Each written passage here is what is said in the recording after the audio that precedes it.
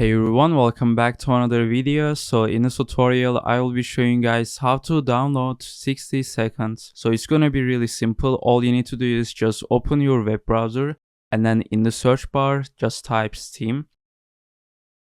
And then after that, you need to install Steam.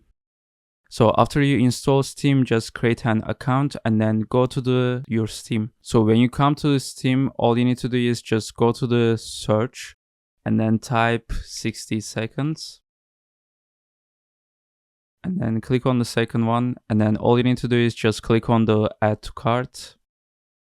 And then click on view my cart. And then in here, you need to click on continue to payment. So, and then in here, you need to choose how you want to pay and then just enter your information. After that, just click on continue. And then when you buy the game, just go to your library. And then in here, you need to find 60 seconds. Just click on it and then click on install.